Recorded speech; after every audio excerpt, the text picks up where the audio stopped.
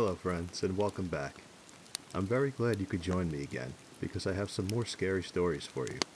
I hope you have your sea legs, because this time we'll be discussing a haunted lighthouse located on a small island in the middle of the Long Island Sound. Some of you may have heard of Execution Rocks Lighthouse before. It was, after all, featured on an early episode of Ghost Adventures back in the day, and has garnered quite the notorious reputation over the years. For those of you that haven't heard the tales before, I hope you find them as fascinating as I do. Either way, grab yourself a pint of stiff grog and enjoy. Like with any good haunted location, the alleged history of Execution Rocks is filled with suffering, death, and acts of sadistic evil. Legends date back to the early days of colonial America, of ships failing to avoid the jagged collection of rocks and sinking with all hands. The most popular origin tale of the supposed hauntings of the area come from the Revolutionary War era. After the outbreak of the Revolutionary War, the British were able to capture and occupy Long Island relatively quickly, and they ended up with a fair few prisoners in the process.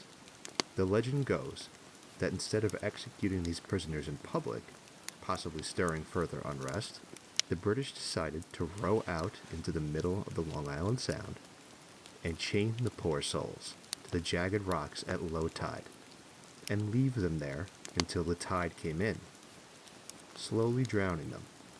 Just imagine for a moment being chained to the rocks in the middle of the water, contemplating every second of your life as the water around you slowly rises, creeping higher and higher, minute by minute, for 12 agonizing hours.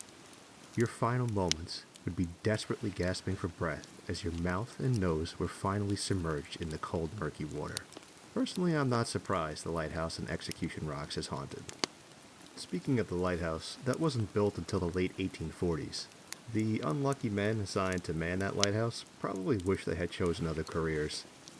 Supposedly they could hear phantom screams of the poor souls that were chained to the rocks many years ago.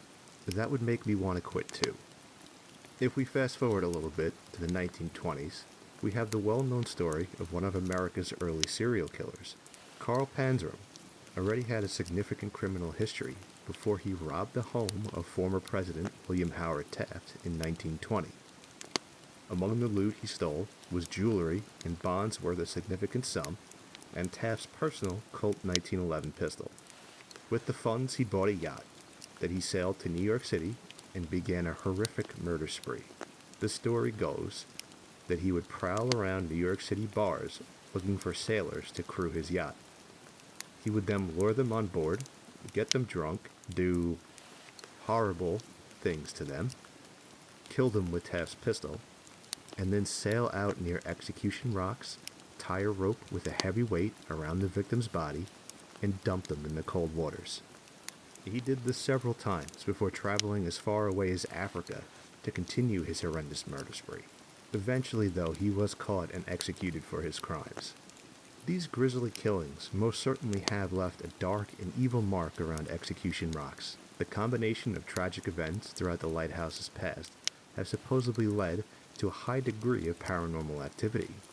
One of the more common things people report is seeing figures standing on or walking along the rocks next to the lighthouse, only to disappear moments later. There doesn't seem to be any specific spirit that haunts the lighthouse, so people theorize that these sightings are apparitions of either the executed prisoners or the victims of Carl Panzram. It's also said that if you are either on the island or in a passing boat, you can hear screams and pleas for help emanating from the rocky areas of the island. People that have stayed overnight claim to hear footsteps, rattling chains, and unsettling voices in and around the lighthouse. Speaking of staying overnight, if I remember correctly, you can actually book the 2 rooms in the lighthouse for a fairly reasonable price. That might be something I need to do in the near future. And if I do, I'll be sure to tell you all about it.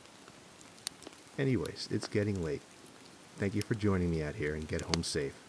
Come back soon though, because I have a very special story planned for Halloween. Good night.